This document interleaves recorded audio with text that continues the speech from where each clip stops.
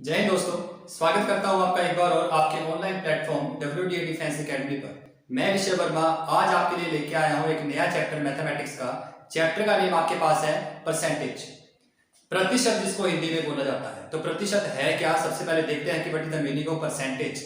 तो percentage word कैसे बना है, कहां से बना, सबसे पहले आपको ये देखना है। देखो ध्यान से, मैं यहां लिखता हूं जो आपके चैप्टर का नेम है परसेंटेज।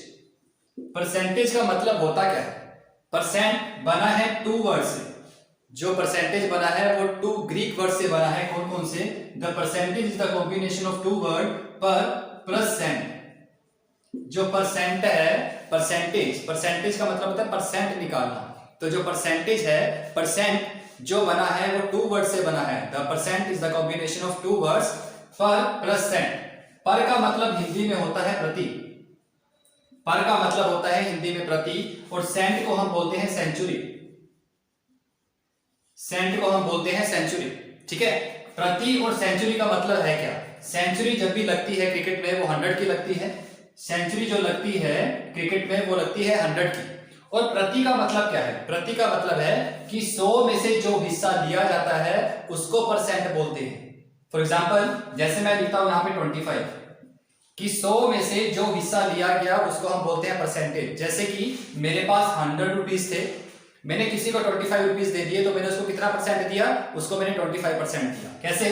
जैसे मैं लिखता हूं कि मेरे पास 100 रुपीज है, तो मैंने किसी को 25 रुपीज दे दिए, तो मैंने उसको 25% दे दिया। इसका मतलब क्या?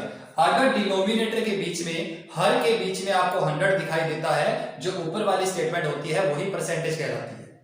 ये माइंड में सेट रखना कि जैसे कि किसी बच्चे के 100 में से 80 नंबर आए, इसका मतलब उसके 80% आए, ठीक है। अगर डिनोमिनेटर के बीच में आपको 100 दिखाई दे, जो ऊपर वाली स्टेटमेंट है वही परसेंटेज होती है। फॉर एग्जांपल, एक एग्जांपल और लेके चलते हैं। जैसे किसी बच्चे के 40 मार्क्स आए 200 में से, किसी बच्चे के 40 मार्क्स आए 200 में से, तो उसके कितने परसेंट आए?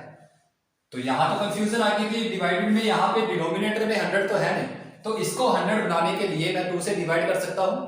इसको मैंने 2 से डिवाइड किया, तो ऊपर वाले को भी 2 से डिवाइड करना पड़ेगा, ठीक है। तो ऊपर वाले को 2 से डिवाइड करते हैं, 40 को 2 से डिवाइड करते हैं, दैट इज 20, और 200 को 2 से डिवाइड करते हैं 100। अब डिनोमिनेटर में 100 आ चुका है ना।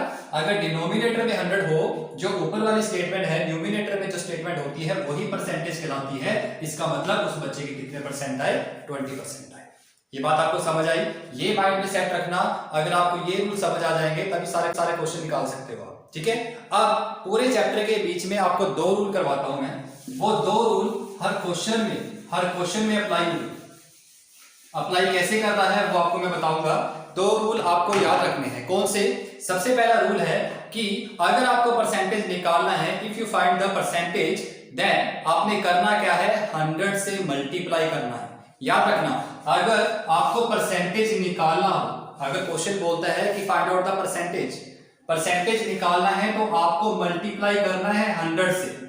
अगर परसेंटेज निकालना है तो मल्टीप्लाई करना है 100 से। अगर क्वेश्चन के बीच में परसेंटेज दे रखा हो, अगर क्वेश्चन के बीच में परसेंटेज दे रखा हो, तो आपने डिवाइड करना है 100 से। ये 2 रूल चलते हैं पूरे क्वेश्चन में। पूरे चैप्टर में जो भी क्वेश्चन आ जाएगा उसमें ये दोनों रूल चलते हैं। इसमें कंफ्यूजन मत रखना बिल्कुल भी। जो पहला रूल है क्या? अगर परसेंटेज आपको निकालना हो तो 100 से मल्टीप्लाई करते हैं। अगर परसेंटेज दे रखा हो क्वेश्चन के बीच में, तो 100 से डिवाइड करते हैं, ठीक है। ये दोनों रूल अपनी कॉपी पे नोट कर लेना कि दोनों रूल अप्लाई कैसे करना है, वो आपको अगले क्वेश्चन में बताता हूं, ठीक है। देखते हैं क्वेश्चन नंबर 1। क्वेश्चन नंबर 1 आपके पास क्या है? क्वेश्चन नंबर 1 आपके पास है कि 24 60 का कितना प्रतिशत है? 24 60 का कितना प्रतिशत है? किसके बारे में पूछ रहा है? बच्चे कंफ्यूजन पता है किसमें रखेंगे? या तो लिखते हैं इसको 24 के बटे में 60 लिख देंगे, या लिख देंगे 60 के बटे में 24। दोनों में कंफ्यूजन होगी और दोनों के ऑप्शन आपको दिखाई देंगे। वहां पर दोनों के ऑप्शन दिखाई देंगे। तो एक बात याद रखना, अगर ऐसा क्वेश्चन आ जाए आपके पास कि 24 60 का कितना प्रतिशत है, जिसके बारे में बात की जाती है उसको हमेशा ऊपर रखते हैं। जैसे कि मैं आपका क्या लगता हूं, तो मेरे बारे में बात की है, जो मेरी वैल्यू है वो सबसे ऊपर है। वैसे ही यहां पर किसके बारे में बात की है? 24 के बारे में। 24 के बारे में आपसे क्वेश्चन पूछ रहा है कि 24 60 का कितना प्रतिशत है, तो जिसके बारे में पूछता है उसको हमेशा ऊपर रखना है, ठीक। डिवाइडेड में जिसके रिस्पेक्ट में पूछता है उसको हमेशा नीचे रखते हैं। और बोलता है कितना प्रतिशत है, मतलब कि परसेंटेज आपको निकालना है। अगर परसेंटेज निकालना हो तो 100 से करते हैं मल्टीप्लाई। मैंने आपको बताया था अगर परसेंटेज निकालना हो तो 100 से मल्टीप्लाई करना है, अगर क्वेश्चन में परसेंटेज दे रखा हो तो 100 से डिवाइड करना है। ठीक है, अब इसको आप कट कर सकते हो, 0 के साथ 0 फिनिश हो जाएगी, यहाँ पे 4 पे फिनिश हो जाएगा, और 4 को 10 से मल्टीप्लाई करते हो तो 4 multiply by 10 that is equal to 40%। ये इसका आंसर आ चुका है। ठीक है, क्वेश्चन आपसे पूछता है 24 60 का कितना प्रतिशत है, जिसके बारे में पूछता है क्वेश्चन उसको ऊपर रखना है, और जिसके रिस्पेक्ट में पूछता है उसको नीचे। तो 24 के बारे में पूछा था, 24 हमने ऊपर रखा, और 60 के रिस्पेक्ट में पूछ रहा है तो 60 को नीचे रखेंगे, और परसेंटेज निकालने के लिए 100 से मल्टीप्लाई करेंगे, तो उसका आंसर कितना है आपके पास 40%। Understood. Now question number 2। Question number 2 है आपके पास क्या, क्वेश्चन नंबर 2 आपके पास है कि 90 का 30% कितना होता है। अब क्वेश्चन के बीच में प्रतिशत दे रखा है आपको कि जो 90 है, 90 का 30% कितना होता है। क्वेश्चन में परसेंटेज गिवन है, तो 90 का जो 30% है आपके पास, अगर प्रतिशत दे रखा हो तो 100 से भाग करते हैं, 100 से डिवाइड करते हैं, तो उसको 100 से डिवाइड कर दीजिए आप, 0 से 0 फिनिश हो जाएगी, तो आंसर इसका कितना आएगा आपके पास 27। ओनली 27, परसेंटेज नहीं लिखना, क्योंकि परसेंटेज क्वेश्चन में दे रखा था। क्वेश्चन में अगर परसेंटेज दे रखा हो तो 100 से डिवाइड करते हैं, तो आंसर कितना आएगा इसका 27। ठीक है, नाउ अब थोड़े से क्वेश्चन ऐसे करते हैं जो स्टेटमेंट वाले क्वेश्चन हैं, जैसे कि ये रहा क्वेश्चन नंबर 3। क्वेश्चन नंबर 3 में क्या गिवन है, जरा ध्यान से देखना कि पूरी क्लास के बीच में मेरे पास 500 बच्चे हैं, तो टोटल स्टूडेंट मेरे पास हैं 500। Total students in class that is equal to 500। 500 बच्चे हैं क्लास में, जिसमें से जो पास बच्चे हैं, जो बच्चे पास हो चुके हैं वो है 450। ठीक है, इसके बीच में से जो बच्चे पास हो चुके हैं वो है 450। तो फेल कितने हुए आप खुद देख लीजिए कि अगर टोटल बच्चे आपके पास 500 हैं, 500 में से 450 बच्चे पास हो चुके हैं, ये पास है, पास हो चुके हैं 450, तो ऑब्वियस है कि इसके बीच में जो फेल है वो 50 बच्चे फेल हुए इसके बीच में। ठीक है, अब आपको निकालना है परसेंटेज कि फेल की प्रतिशत कितनी है, जो बच्चे फेल हुए हैं वो कितने परसेंट हुए हैं। तो आपने करना क्या है, तो 500 यहां पे है 50, तो जैसे मार्क्स मिलते हैं आपको स्कूल में, हाँ जी, जैसे मार्क्स मिलते हैं स्कूल में, कैसे मिलते हैं marks, 50 divided by 500 and multiply by 100, तो 0 से 0 फिनिश हो जाएगी इसकी, और 5 के टेबल पे 50 को हम करते हैं finish, that is equal to 10%। तो 10% जो बच्चे हैं वो फेल हो चुके हैं इसके। ठीक है, इसका जो आंसर आया वो आपके पास कितना आया 10%। तो इसको कटिंग करने के बाद लिख लेना यहाँ पर 10%। ठीक है, हाँ जी। अब करते हैं नेक्स्ट क्वेश्चन। नेक्स्ट क्वेश्चन आपके पास क्या है, देखिए क्वेश्चन नंबर 4।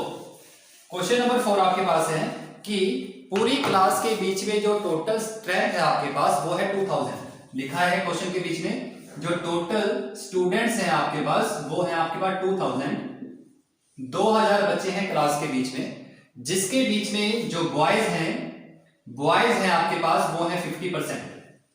बॉयज है आपके पास 50%।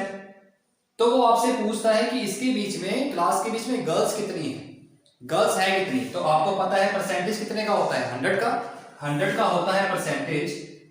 तो 100 में से जो 50% है, 100 में से जो 50% है वो तो बॉयज है आपके पास। ठीक है, तो 50% मेरे पास क्या होगी, गर्ल्स होगी इसके बीच में, 50% गर्ल्स होगी, क्योंकि 50 और 50 100 होगा ना पूरा, 100%। अगर 50 बॉयज हैं तो 50 गर्ल्स हैं। ठीक है, अब टोटल आपके पास स्ट्रेंथ कितनी है 2000। अब क्वेश्चन के बीच में आपने निकालना क्या है कि गर्ल्स कितनी है, तो 2000 का 50% निकाल दीजिए। ठीक है, 2000 का 50% अगर आप निकालते हो तो परसेंटेज अगर क्वेश्चन में दे रखा हो तो 100 से डिवाइड करते हैं। देखो 100 से डिवाइड किया हमने, तो 0 से 0 फिनिश हो जाएगी इसकी, बचा क्या आपके पास 20 multiply by 50 and that is equal to 1000। तो आपके पास इसके बीच में गर्ल्स कितनी है, गर्ल्स आपके पास है 1000। ठीक है, होप सो आपको समझ आ गया होगा। तो मैं आपको असाइनमेंट के लिए कुछ क्वेश्चन देता हूं जो आपने खुद ट्राई करने हैं और कमेंट बॉक्स में उसके आंसर बताना।